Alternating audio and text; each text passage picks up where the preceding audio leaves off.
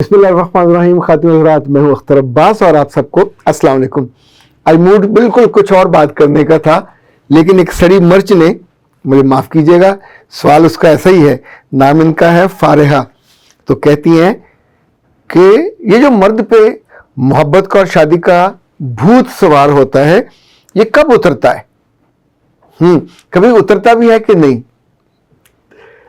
इसका जवाब तो बहुत मज़ेदार बनता है और मुमकिन है कभी आपके चेहरे पे अगर सारा दिन में मुस्कुराहट ना आई हो तो ये आ जाए। किसी बुजुर्ग से भी किसी ऐसी लड़की ने या लड़के ने पूछा था, तो उन्होंने जो जवाब दिया, अल्लाह ने मुस्कुरा के दिया या सीरियस होकर दिया। उन्होंने कहा, बेटा ये मोहब्बत का भूत तो ज़िंदगी में कभी भी मर्द के सर से नहीं उतरता, अलबत्ता उसका ये दिल चाहता रहता है कि भूत नहीं बदलती रहे।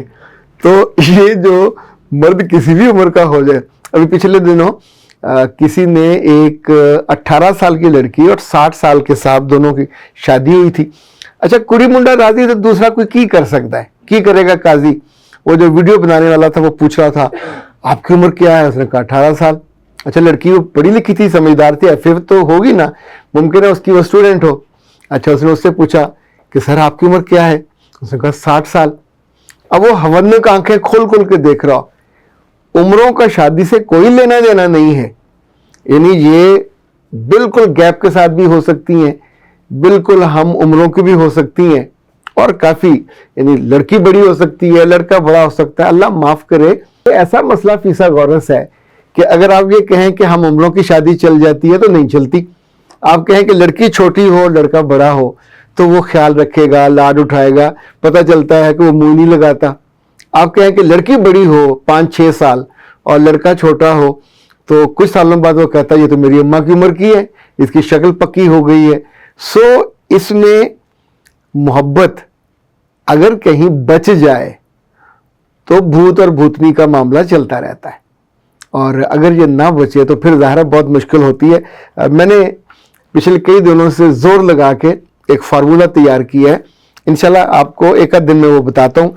फिलहाल तो इस भूतनी से फारग होने के बाद हम ज़रा कुछ सवाल देख लेते हैं।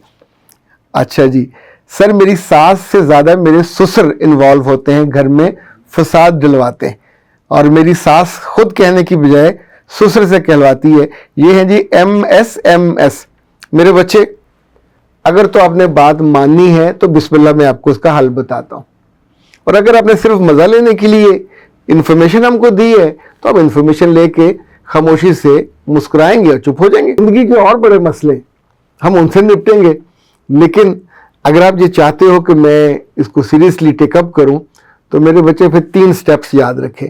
पहली बात ये कि अगर ससुर घर के मामलात में बार बार दखल देने लग जाए और आप उस पर डिफेंसिव होने की बजाय, चोर बनने की बजाय और डरने की बजाय, खौफजदा होने की बजाय, अपने कमरे में जब फुर्सत मिले तो जाके बैठें और एक कागज़ पेंसिल लेके लिखें कि अब्बू या अंकल या जो भी आप उनको कहते हैं, किन 4 बातों पे मुसलसल मुझको डांट रहे हैं। किन चीज़, क्योंकि एक बात नहीं होती, एक तरफ हमला होगा फिर दूसरा होगा। मुमकिन आपकी सफाई पे हो रहा, मुमकिन आपके खाने के बुरे टेस्ट पे हो रहा हो, मुमकिन है मेहमान के आने पे आपने अच्छी तरह ट्रीट ना किया हो, और मुमकिन है आपने अपनी सास को जाके दबाया ना हो। सो याद रखिएगा, उस घर में आप लड़ने के लिए नहीं गए, उस घर में आप बसने के लिए गए। नंबर 2, सास से मुकाबला नहीं कर सकते, उल्टे लटक जाओ, ससुर से भी मुकाबला नहीं किया जा सकता, सो इनसे फाइट नहीं करनी। तीसरा, कभी गलती से भी अपने मियाँ को शिकायत मत लगा दीजिएगा। उधर आपने शिकायत लगाई, आपका मियाँ पंप हुआ, जाके अब्बा से वो अगर कहेगा तो उसके बाद जो मुंह की खाएगा, बेइज्जती करवाएगा, और वो बेइज्जती का सारा गुस्सा आप पे निकलेगा। अब आप कंफर्म्ड मुल्जिम नहीं होगे, मुजरिम हो जाओगे, और मुजरिम से सलूक जो है अल्लाह माफ़ करे। हमारे यहाँ तो अब लोगों के दिल इतने छोटे हैं, जब वो मिल के बैठेंगे अपने बेटे बेटियों के साथ तो you would be the culprit, मुजरिम। तो आपको सजा सुनाई जाएगी, और सजा कम से कम ये नहीं होती कि हम इससे नाराज हो जाते हैं, इससे बात नहीं करते, इसको बिठा के कहते हैं बिठाए, ये ठीक नहीं है। ये सजा नहीं है, सजा वो होती है जिसमें आपको पेन हो, आपके घर वालों को दर्द हो, तो ये नहीं करना। एक बात और याद रखिएगा, یہ جتنے اعتراضات ہوتے ہیں ساس کو یا سسر کو، چونکہ جب ہمارا دل بند ہوتا ہے، ہم غصے میں ہوتے ہیں، ہم ان کو کبھی سیریسلی لیتے نہیں ہیں. جیسے آفسر سے ہم کہتے ہیں نا کہ اس مسئلے کو ٹیک اپ کریں سر، میک اے ڈیسیجن، آپ اپنے ڈیسیجن پار استعمال کریں. تو جب بھی کوئی مسئلہ ہو، اس مسئلے کا فوراً اپنے کمرے میں بیٹھ کے اس کو سوچیں، غور کریں، تجزیہ کریں، اس کا حل نکالیں. حل یہ نہیں ہے کہ اماں کو شکایت کریں. آپ کی اماں، آپ کے بابا مسئلے کو بگاڑ دیں گے، آپ کا گھر اجاڑ دیں گے. حل یہ نہیں ہے کہ میاں کو بتایا جائے، حل آپ کے اپنے اندر ہے. میرے بچے 16 سال 18 سال پڑھا ہے، اس بیچ میں کتنے الٹے سیدھے لوگوں سے ڈیل کیا ہے، الٹے سیدھے ٹیچروں سے ڈیل کیا ہے، رستے میں آتے جاتے ڈرائیوروں سے ڈیل کیا ہے.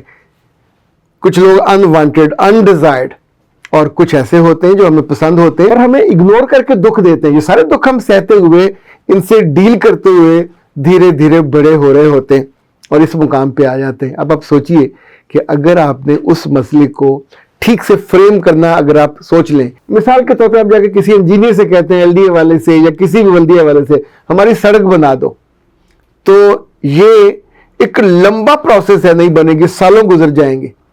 آپ کی سڑک کو پرابلم کیا ہے؟ کیا پیچز لگنے والے ہیں؟ کیا ٹوٹ گئی ہے؟ کیا گہری ہو گئی ہے؟ کیا وہاں پانی کھڑا ہوتا ہے؟ سو الگ الگ ایشو ہے، اس کا سلوشن بھی چھوٹا چھوٹا ہے، اس پہ خرچہ بھی کم ہوگا. یہ جو کچن کے مسائل ہیں، یہ جو گھر کے مسائل ہیں، بعض گھروں میں تو یہ بہت مسئلہ ہوتا ہے جب سسر آ کے یہ کہتا کہ تمہاری ماں کہتی تم انڈے بہت کھاتی ہو تو انڈے کھانا بند کر دیجئے، اپنے اماں کے گھر جا کے کھا لیجئے، وہاں انڈے کھانا کم کر دیں. تم پوچھتی نہیں ہو کھانا پکانے سے پہلے، تو آپ نے کون سی سبزی اپنے گھر سے لے کے آئے ہوتے ہو؟ اماں سے کہا کریں کہ وہ منگوا دیں یا لا دیں، جو وہ کہیں گی وہ پکا دیجئے. ایک میں ایسی خاتون کو بھی ویسے جانتا ہوں کہ جنہوں نے اس بات پہ وہ دھاڑے مار مار کے روئی تھی کہ میرے گھر میں پچھلے 4 دن سے بینگن پک رہے ہیں. تو ان سے پوچھا کہ تمہارا جو شوہر ہے اندھا ہے، وہ اسے نظر نہیں آتا، اتنا ظالم کیسے ہو سکتا ہے؟ کیوں روز وہ خرید کے لاتا ہے بینگن؟ منع کیوں نہیں کرتے؟ تو اس نے کہا نہیں، وہ تو خرید کے نہیں لاتا، روز مجھے 400 روپے دے جاتا ہے، تو جو وہ سبزی والا آتا ہے اس سے میں لیتی ہوں، یہ ذرا سستے ہوتے ہیں، گوبھی مجھ سے کاٹی نہیں جاتی، مٹر کون نکالے، تو یہی میں لے لیتی ہوں، آلو لے لیتی ہوں اور کاٹ کے پکا لیتی ہوں. اب آپ اندازہ کیجئے، سب سے سستی چیز خریدی، 200-300 روپے بچا لیے، لیکن ماں کے سامنے یا کسی دوست کے سامنے رونا یہی ہے کہ گھر میں چوتھا دن ہے بینگن پک رہے ہیں. تو مسئلہ پیسوں کا نہیں ہے، مسئلہ میاں کا بھی نہیں ہے، مسئلہ ساس کا بھی نہیں ہے، مسئلہ بینگنوں کا ہے، یا مسئلہ تھوڑے سے پیسے بچانے کا ہے. تو اے عقل مند لڑکیوں اور اے عقل مند خواتین، جہاں جہاں یہ مسئلہ ہو، اچھا فرض کریں اگر کسی جگہ سسر کا مسئلہ نہ ہو، تو اب وہاں یہ نہ سوچئے گا کہ سر نے تو سسر کا نام لے کے بتایا تھا. یہ جیٹھ بھی ہو سکتا ہے، یہ دیور بھی ہو سکتا ہے، یہ آپ کی ساس اٹسیلف بھی ہو سکتی ہے. اچھا کہیں کہیں کچھ زنانہ سے میاں بھی یہ کام کر سکتا ہے. تو ایسے میں چڑنا، غصے ہونا، آگے سے بولنا، بک بک کرنا، یا کڑکڑ کرنا، یا منہ نیچے کر کے کرمبل کرنا، یہ سب آپ کو دقت میں ڈال دیں گے. رب نے آپ کو خوبصورت بنایا، خوش شکل بنایا، خوش ادا بھی بنایا ہوگا، تو ایسے میں اچھی سمجھ، عقل اور فہم کا اور تدبر کا مظاہرہ کریں. یہ کتابوں میں رکھنے کی تھوڑی چیزیں ہیں، انہیں استعمال کرنا چاہیے. یقین مانیے زندگی آپ کی بہتر ہو جائے گی. اختر عباس کو دیجیے اجازت. السلام.